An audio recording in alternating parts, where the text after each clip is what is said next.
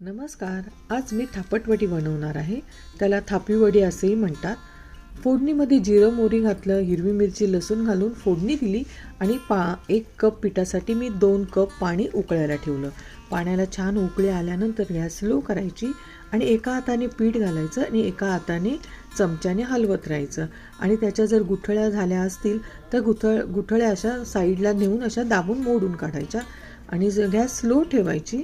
Slow गॅसवर पटापट हे आपण पीठ घालून घ्यायचं आणि मिश्रण पूर्ण असं हलवत राहायचं आणि पूर्ण सगळं हलवल्यानंतर तुम्ही ते बघू शकता पूर्ण सगळं मिक्स झालेलं आहे पीठ आणि ह्याच्यावर झाकण ठेवायचं.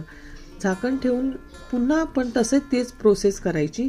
असं मी 2 ते 3 वेळा झाकण ठेवून हलवून शिजवून घेतलं हे पीठ आणि शिजल्यानंतर तुम्ही याची कन्सिस्टन्सी बघू शकता, घट्ट झालेलं आहे.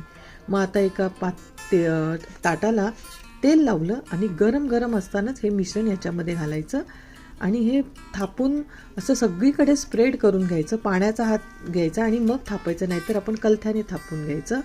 त्याच्यानंतर सगळं त्याच्यावर सफेद तीळ घातले आणि ओली कोथिंबीर आणि ओलं खोबरं घातलेलं आहे आणि ते सुद्धा असं थापून घ्यायचं. 10 ते 15 मिनटानंतर आपण याच्या शंकरपाळीच्या आकारासारख्या अशा वड्या कापून घ्यायच्या. खूप छान ह्या थापट वड्या होतात. तुम्ही नक्की करून बघा. आणि याच्याबरोबर मी सार देखील केलेलं आहे. आता ह्या वडीचे तुम्ही थिकनेस बघू शकता. इथे असा पूर्ण असं थिकनेस पाहिजे आणि अशा कलथ्याने ह्या वड्या अलगद निघतात. तर तुम्हाला जर ही रेसिपी आवडली असेल तर लाईक करा रेसिपीला आणि संपूर्ण व्हिडिओ पाहिल्याबद्दल आपले धन्यवाद.